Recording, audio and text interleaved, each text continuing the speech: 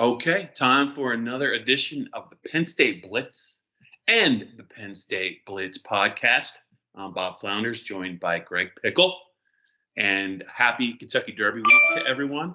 I know it's a big week for Greg and I, but we're gonna attempt before we get out our picks to talk some Penn State football. There is some news.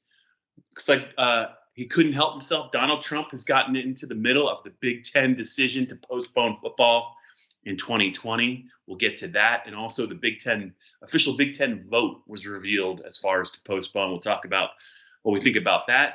We're going to get to, is there still any chance, Greg, that there could be football maybe later this fall or around Thanksgiving? There's a lot of reports out there about possibilities. I don't know how well sourced they are. We're going to talk about some former Penn Staters in the NFL. We have a former Penn State kicker, Sam Ficken, who had a really nice year for the Penn State team in 2014. I believe he has won a kicking job. Also, Marcus Allen, former Penn State safety, doing some good things with the Steelers in a hybrid role. We'll talk about those two. And then we're going to close with some, hopefully some Penn State questions and comments in the mailbag. And then Greg will give you his lock of Kentucky Derby Saturday so all you guys can make money.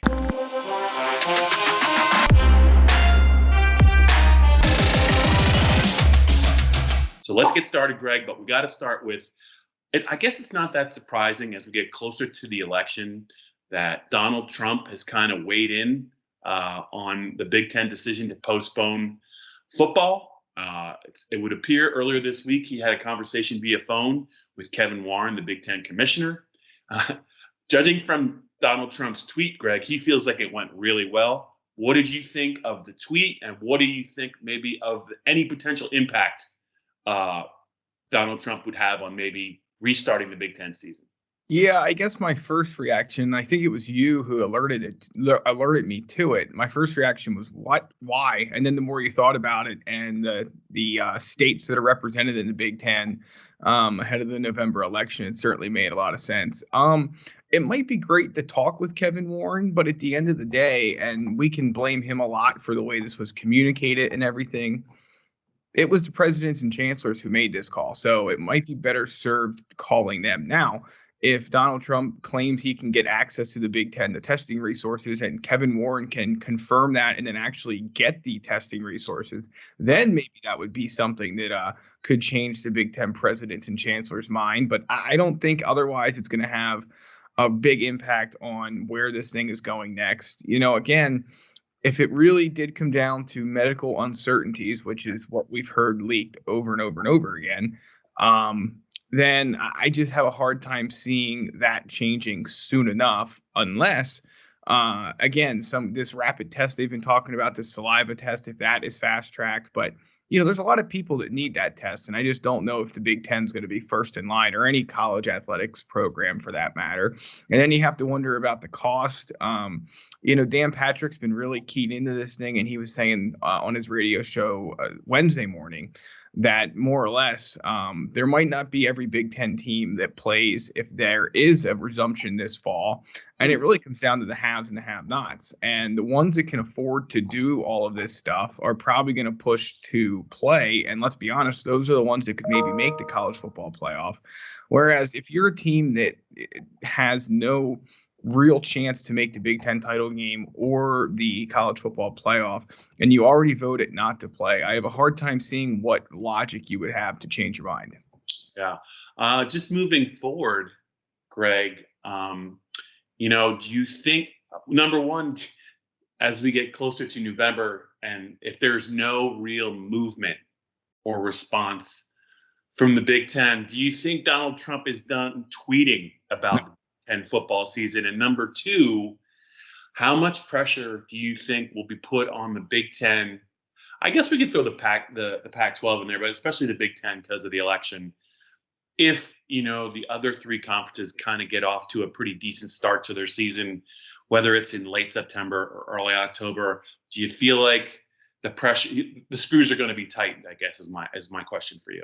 Yeah, the tweeting has definitely only begun, and it will only intensify if those three conferences actually do start as planned. Yeah. So Big 12 and the ACC set for that September 12 weekend start, whereas the SEC is September 26. So we're not too far away from finding out. And as it relates to that, yeah, there's no doubt. I mean, that was always going to be the risk. And I guess the good news for the people in the Pac-12 is that no one really seems to care that they canceled. So I had to take that for what it's worth. But no one seems too terribly upset about that, which I don't know what that says about that conference. But at any rate, the other thing too, Bob, is that when the Big Tens, when all these dates they're getting leaked out, they're from coaches or maybe ADs. They're not from the people who are making the decisions. And it just makes the league look even worse because why weren't they discussing these possibilities before making the move that they did? That's just one thing that's really hard to fathom. And again, it just didn't seem. I think the AD Nebraska, Bill Moose,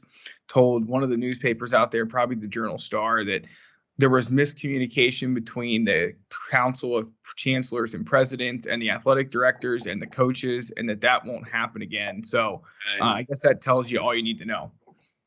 Yeah, let's move it along just a little bit. We're still going to talk about the possibility of a Big Ten season, and we touched on it a little bit, Greg. But and also I just wanted to add that we learned that as a result of the Nebraska lawsuit, the 8 players that essentially sued the Big Ten.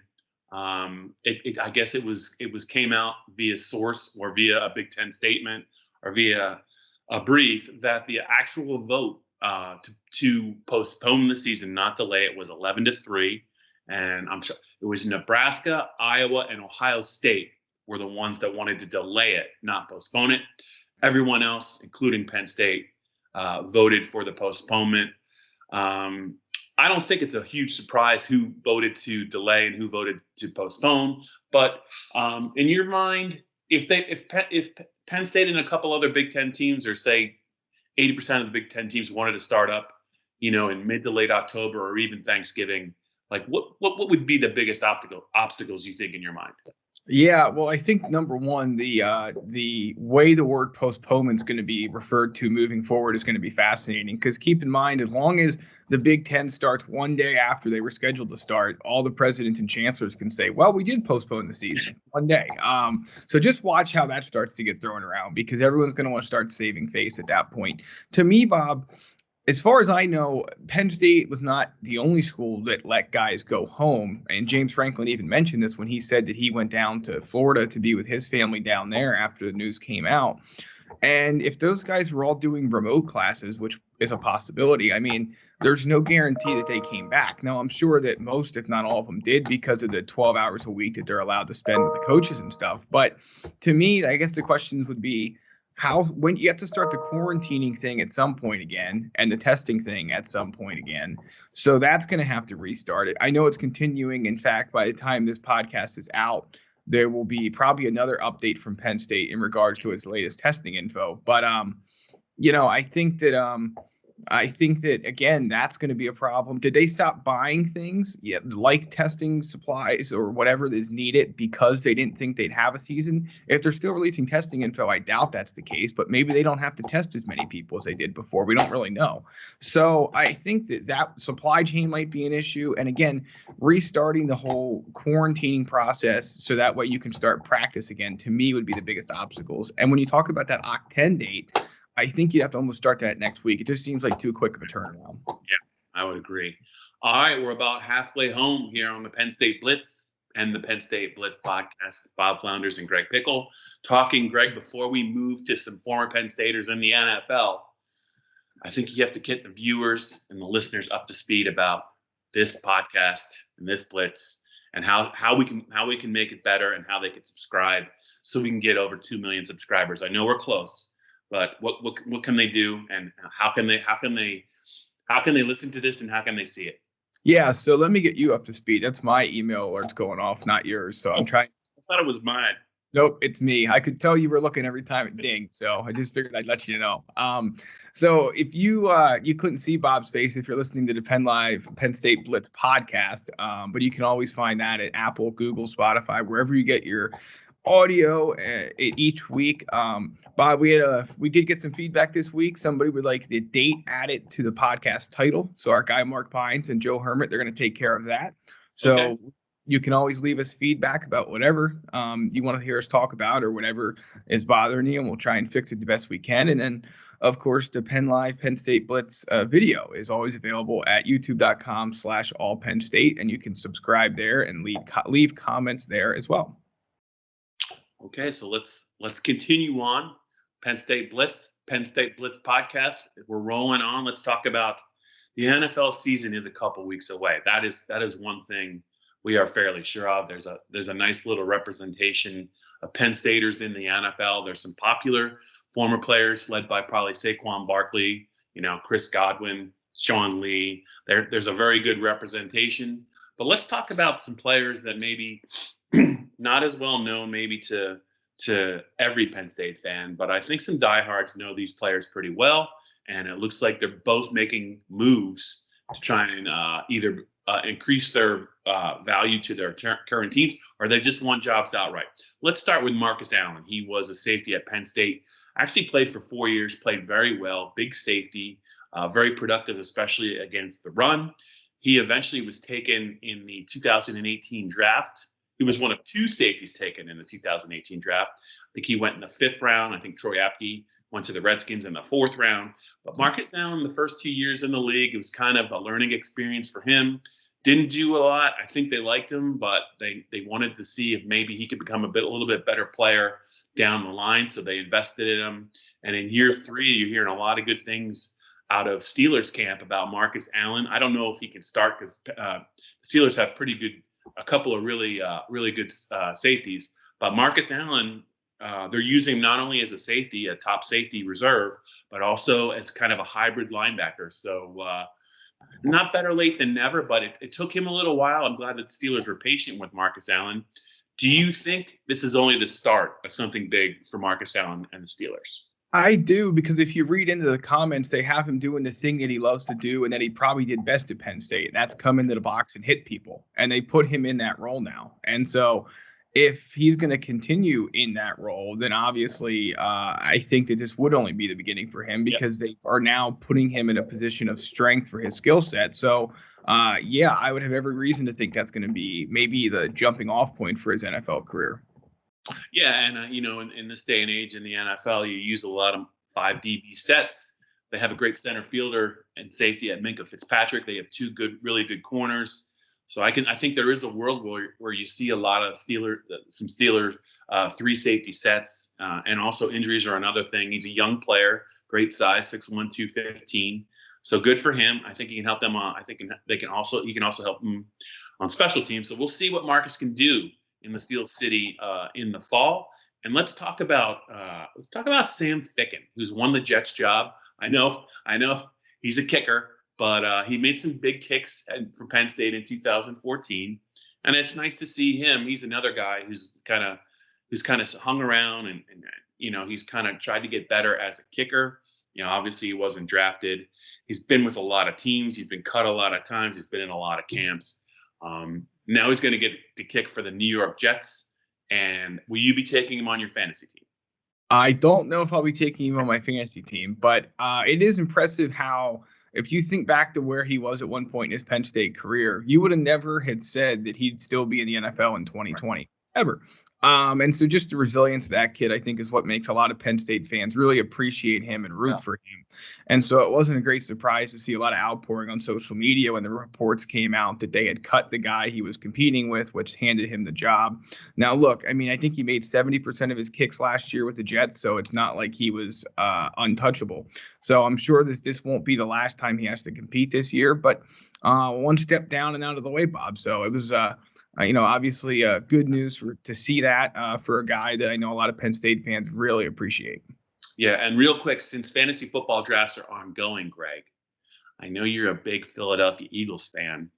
What would you project Miles Sanders' season like as an Eagle? Is he a must-have if you can draft him, or he's a little banged up? And then sometimes Doug Peterson likes to use a couple different backs. Where are you on former Penn State or Miles Sanders as a fantasy player this year? Yeah, I think I'm high on him, but I'm not high on you. You just said it. I mean, Doug Peterson can get a little bit squirrely with his running back usage, and it can be hard to project what's going on, but they don't have exactly the the world's deepest running back room. So I like him this year. I would take him if the right spot presented itself. I think he's going to make a lot of people very happy this fall, both Eagles fans and fantasy owners. All right, there's only one thing left to get to here on the Blitz, and that is the Penn State slash gambling mailbag for this week.